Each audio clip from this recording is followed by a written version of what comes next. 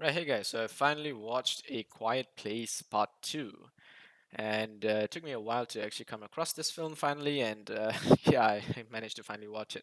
So I know it came out a really long time ago, but I finally had a chance to, actually watch this film.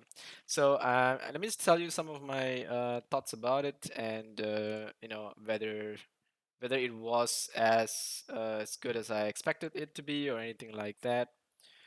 So first off, A Quiet Place Part 2 is it's a simple film.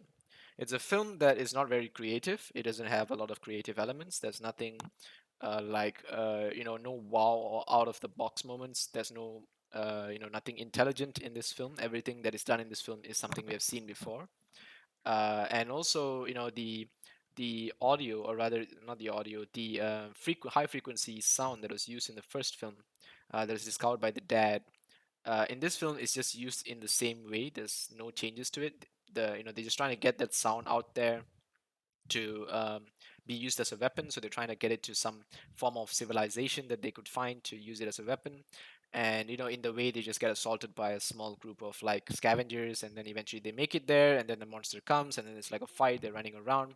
It's a very boring film overall, to be honest. There's just a lot of walking. It's a real walking simulator. There's a lot of hush moments, be quiet and all that. But you see, we've seen the monster. When this film started, there was a scene of the monster hunting people in the kind of like a town when the dad is still alive and all of that. So while all that is happening in that flashback scene, when the dad is around, the what do you call this? There's a scene where the monster creeps up by a window next to a grocery store, and it's right after they what do you call this? Like right after the monsters show up in the start. That entire scene, that opening scene, was really cool. The way the monster creeps up, and the way it tries to attack them in the town, that was really cool. But after that, the story comes to the mother and the two children just walking around, it gets super boring because they're just walking around, just trying to live their lives. They get caught in some weird situations, and they try to run and hide from the monster. And of course, they use the sound and they kill the monster. It's just rinse and repeat. There's nothing new in this film. Um, I'm sorry to say, I absolutely hated this film. It is in no way a good horror film. There's no real horror elements to it. Just a bunch of jump scares where the volume just goes really high up for no reason. Like a bunch of birds fly and the volume goes up. Uh, and I get it. These are like the pre jump scares you do just to tell people to stay on their toes because you're going to do the actual ones after that. But even the actual ones are not scary because the monster appears quite often in broad daylight, and that's even when people are hiding, you can see the monster, and it's a very straightforward thing. You just gotta stay quiet. You gotta use the high frequency sound, and then you kill the monster. That's pretty much it. The real story, what the real story is more so of a kind of a drama where this mother is trying to protect her children, and she's trying to do the right things.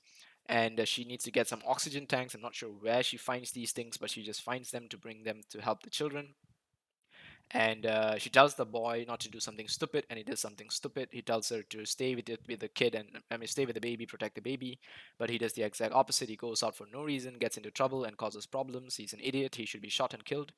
And then the daughter is the only smart one. She uses the dad's high frequency sound. She wants to find civilization to fight back, and so she takes this guy who is willing to help them, and he actually follows them. So this is the father. He's the director of the film, of course.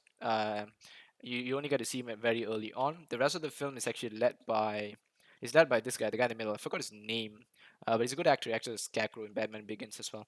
He's actually a good actor. So he does his part. He's just there as a supporting role. The main character in this film is this girl.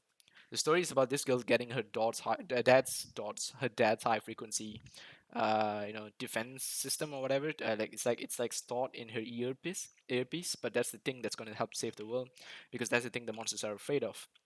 So the story is about just her trying to get it to some civilization, and eventually, they manage to do that. Just a lot of sneaking around and stay quiet or the monster will hear you. But it's super boring. It's nothing interesting done in any unique way to show anything different or creative.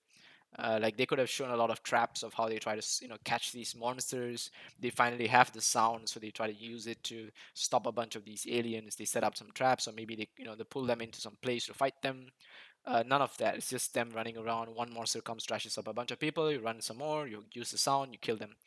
Run some more. Use the sound and kill them. And the end of the story is just that. So yep, that's pretty much it. I don't really want to drag on this too long because it's an absolutely horrible movie.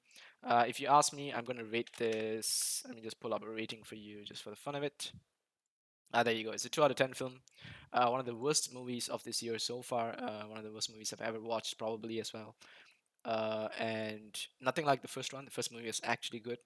Actually had more story, something interesting of them finding out, this high frequency sound to fight the monsters.